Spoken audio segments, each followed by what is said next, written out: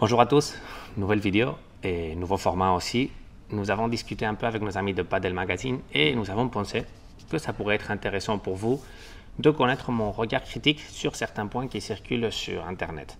Donc, on ne va pas retarder ça plus et nous allons regarder notre première vidéo. C'est un point qui a été joué dans un tournoi P2000 en France et qui me semble assez intéressant pour vous le partager et pour que vous connaissiez un peu aussi notre méthode. On va le regarder ensemble.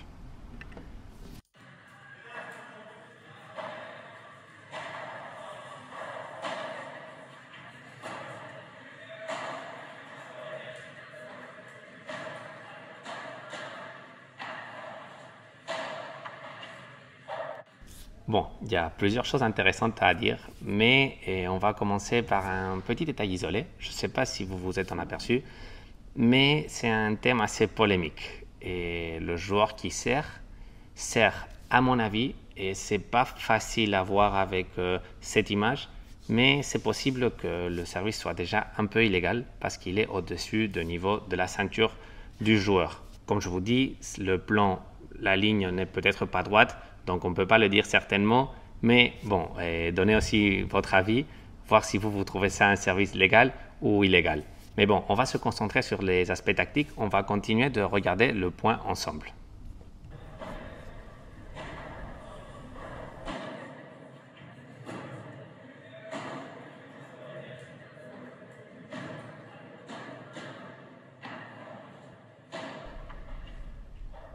Bon, après ce service, qui est assez bon, le joueur de droite reçoit un lob.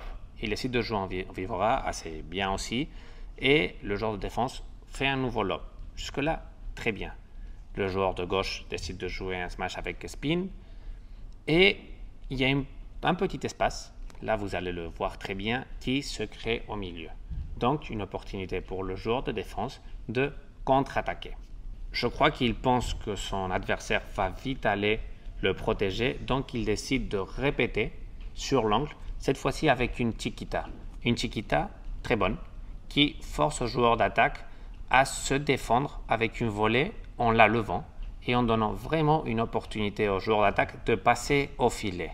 Et c'est cet aspect qui m'intéresse énormément, parce qu'on voit que le joueur qui était en défense, qui a l'opportunité de contre-attaquer, décide de passer par la force pour aller chercher le trou qu'il y a en face.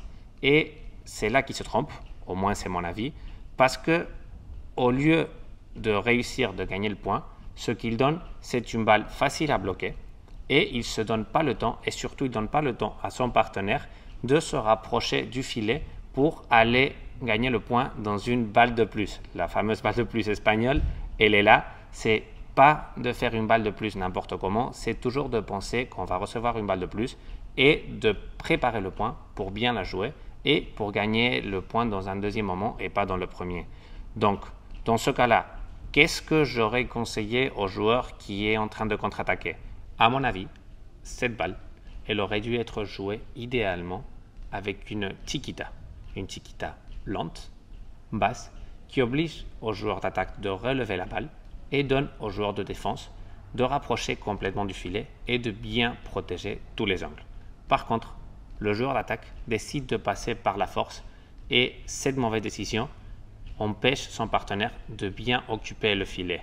Résultat, avec une volée de protection, avec un blocage, les joueurs qui sont en filet vont récupérer le contrôle du point, vont faire défendre cet adversaire dans une mauvaise situation et vont obtenir une balle facile pour finir le point. Cette fois-ci, ça se fait avec une vivora.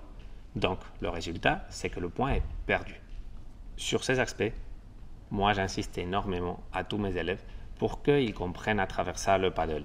Et bon, j'espère qu'à vous, ça vous a servi pour vous rendre un peu mieux compte des situations qui peuvent se donner dans un terrain de paddle et surtout de comment les affronter et comment les résoudre.